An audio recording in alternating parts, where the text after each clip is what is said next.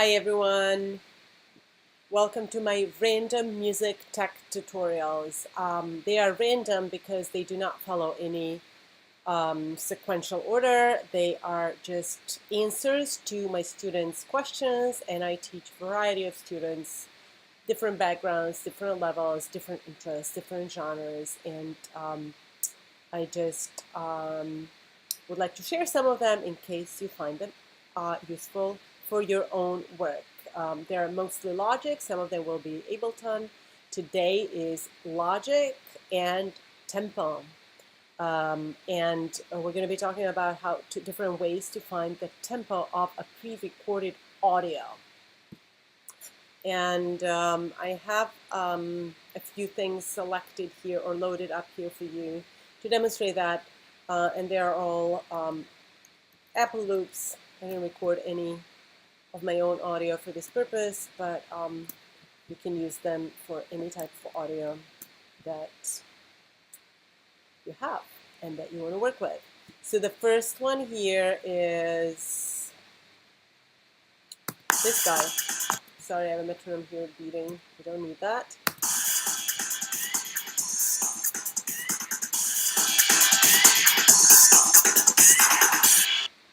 Right, so it's a piece of audio that has a lot of beat to it. So it's going to be pretty easy for Logic to figure out the tempo or beats per minute for this one since the beat is very present. So you can just use a preset plugin called BPM under metering, or if you have used it recently, it will be at the top of your list somewhere. And you pull it up, you assign it to the track that you're listening to. You know, it seems obvious, but sometimes we waste a lot of time figuring out why the plugin wouldn't work, only to find out that maybe we are looking and listening to different tracks. So just be careful with that all the time. And you play the audio with the plugin assigned.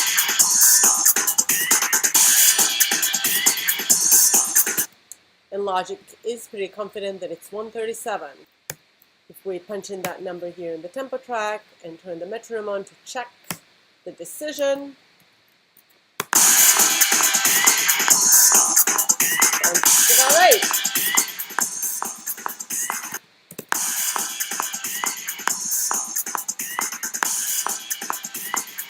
Now here's a trick. When you're working with pre-recorded audio, I suggest snipping off whatever silence you might have, but be careful not to take it out if it's a musical silence. If it's a rest, leave it in. If it's just a blank time before the recorded process actually started or the bouncing process, then yes. Sometimes even if you find the exact tempo and it's quite right, it may seem a little off in case there is a little bit of hesitation, gap, silence, pausing before the first beat. So that was easy. 137 works just fine. And a little, Siri was talking to me, a little something to pay attention to, or actually a little something to know ahead of time that is a time saver actually, is that a lot of the electronic music and studio music will have a set tempo and a beat that Logic can recognize, especially if you're working with Apple loops and if you're, in that category.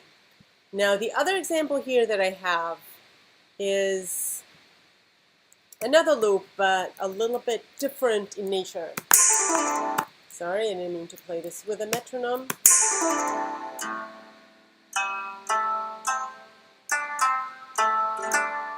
It does move, it has meter to it, it has a pulse to it, it has a tempo to it, but it's not as pronounced, there's no drumming in here.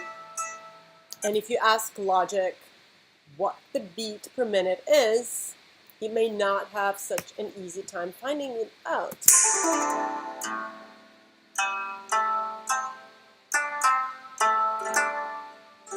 Thinking.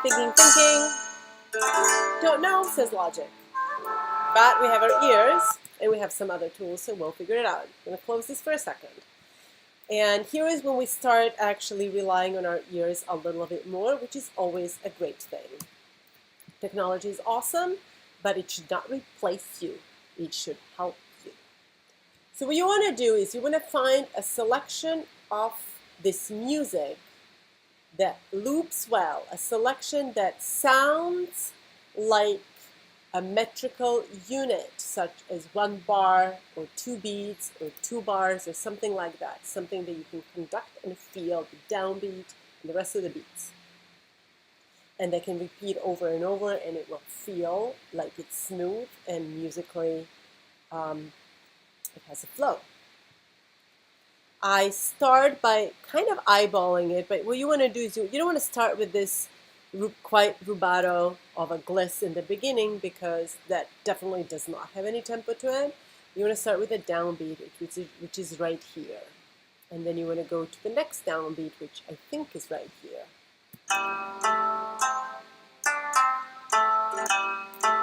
Not really. It's here. Now you see how I'm actually not able to quite zoom into, this is what I'm aiming for, is this downbeat. This is another slide. I don't want that. I want the beginning of this, or right before the beginning of it. And I'm not able to do that because I have my Smart Snap enabled, and because I'm not zoomed in quite enough, so that Logic Selector is not moving freely. This is much more like it.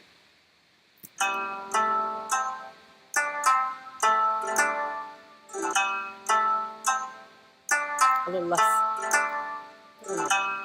Maybe good.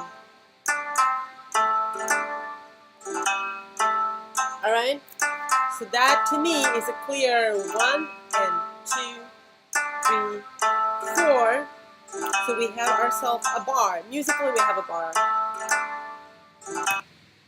But in terms of the Logic's understanding of it, that's not a bar. It's something. In this tempo that we figured out before, this is some type of unit that makes no sense graphically. So what we want to do is we want to match these two units to agree to one another. So we have a bar here, and we have almost 2 bars here. This is a slow tempo, and this is a fast tempo, and quite different music altogether. And so what we're going to do is we're going to isolate this little section that we just made by our cycle. We're going to do that by our split by locators tool right here. And if you don't see it, you may need to customize your toolbar, find it here on the list, and add it to your toolbar so it's there and ready for you for other functions as well. I find it really, really useful. We'll use it in the next tutorial as well. So you've isolated this so that in the next step that comes highlighted in a different window, and that window is not that, but this, audio file editor. Make sure that you check what shortcut you're using, because these are not consistent and they're user assignable. So I myself, between all the different computers that I work with, I never know. I never know. And different versions of Logic and different imports of settings and all sorts of things. So Command 6 is what I think might be the new default, but it opens an audio file editor. And you can see here that out of the entire audio file that we imported, one particular section is highlighted, and that's what we want. And I want to go back here. I want to say, okay, we want this selection to occupy 1 bar duration, right? Because we've listened to it and it sounds like 1 bar, but it doesn't look like 1 bar, right? So we basically want to say this should not be like some odd 2 something bars. It should be exactly 1 bar. I'm going to turn my snap back on, and I'm going to say this should start in bar 2 and end in bar 3. That's the length that I want it to have in the tempo that's appropriate for that measurement. Because this obviously is too fast. And what you want to do now is this. You're going to go back to our audio file editor, and you're going to go Functions, and you're going to adjust tempo by selection and locators. And they say tempo is 52, and you set that tempo. Yeah? And what I want to do next here is that since we've decided this is a downbeat, I just want to slide this over to bar 2. And then you want to add the rest of it in. And if we've done our job well, I'm going to start from here because this, again, as you remember, it really has no beat to it, so no point in listening to that with a metronome. But from here,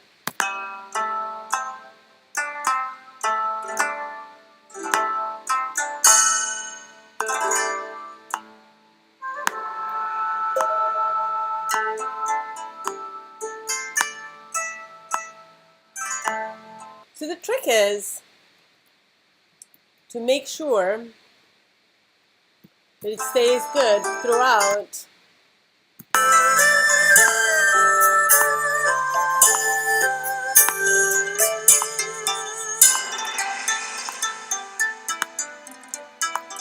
Is to fast forward somewhere quite later in the piece, quite a bit later in the piece, and if it's still good, that means it was probably recorded with some type of metronome. But if it starts to shift,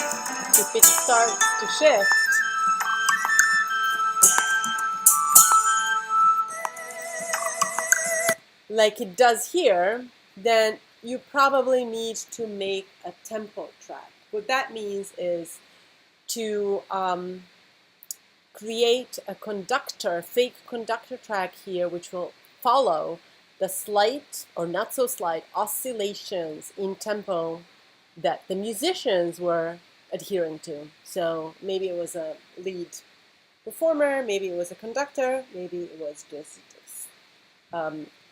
feel of the group, but a lot of the times, or actually every time when the music is not recorded in the studio setting and with the presence of something mechanical beating off, the tempo will be maybe around a certain time, but not necessarily always precisely at that. So here is how you create that tempo track. We do that using something called beat mapping. You're going to create a software instrument track. All right, here it is. And then I don't have my keyboard hooked up here, so I'm just going to use my nice and pretty musical typing tool here. Really nice and colorful, good for 5-year-olds, good for us. Right? These are my MIDI notes. And so what I'm going to do here, I'm going to take my metronome off because I don't want this steady thing beating as I'm recording my oscillating tempo track. But basically what we're trying to do here is follow along the tempo and the beat that these musicians were following when they were playing, whether from each other or whoever else. And instead of clicking, snapping, conducting, you're just playing those notes that signify beat distances from one another onto an empty track.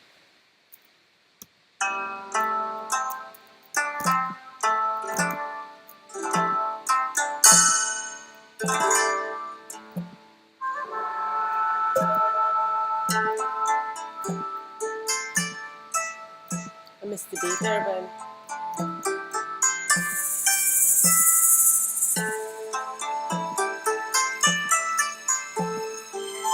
and on you go until you do the entire track or however much of it you want to decode. And you probably want to listen to it once or twice, move the notes around to make sure they're accurate.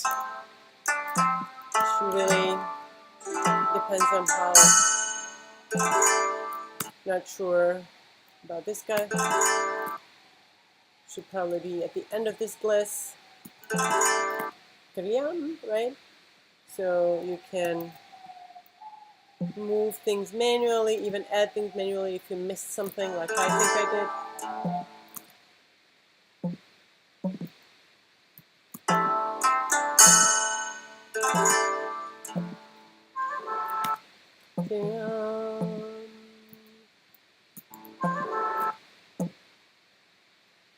And I like to compare them graphically like this.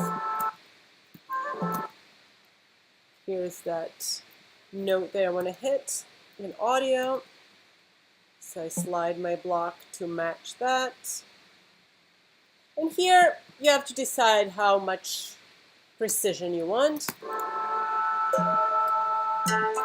And you should be as good as possible and as accurate as possible in this process, because this will be your tempo map, not only for this audio, but for anything else that you might want to add to it. Maybe this is a skeleton of your new composition. You're going to produce MIDI file out of it and put more instruments in it and more MIDI values or even loops that are following that same grid. So you want to make sure that they all match and fall into the right place.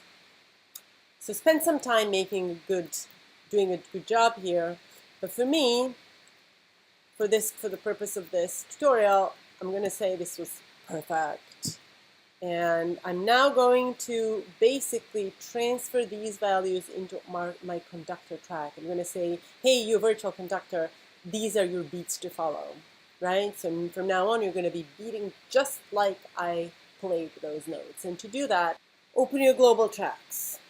And if your beat mapping function in your global track is not showing, you're going to control click on whichever one is showing and call it up.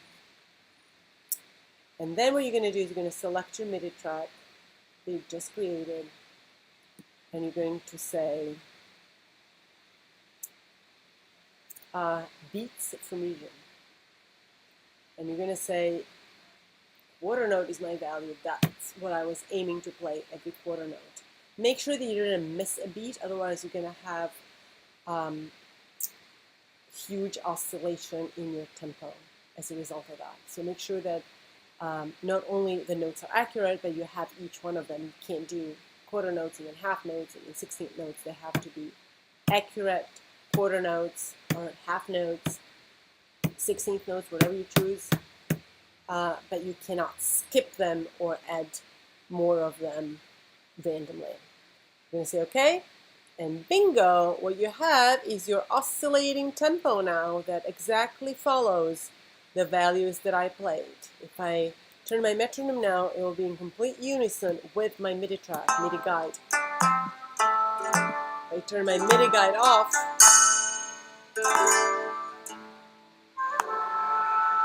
my metronome replaces it. Super, super useful. Yes? You can still move things around here in this view a little bit, but it gets really tricky because everything moves in proportion to that. So I don't really recommend it. Also, please make sure that if you're moving sections from one portion of logic, from one area of your sequence to another, make sure that you move those tempo changes as well. Otherwise, you're going to quickly have a very disastrous project in terms of the timing, at least. Or sometimes if the results of an error are results of a genius. You know, many things that we now acknowledge as or even take as a given, as a standard in some cases, were results of a mistake. So have fun. Don't be afraid to explore and make mistakes, but these tutorials will hopefully help you get back on track if you do make mistakes. So I'm looking forward to recording more of these. This is the trial version of Screen Flow, so you might get a watermark across your screen. Forgive me for that, but just don't feel like spending any money on it yet. Let's see how we go with tutorials.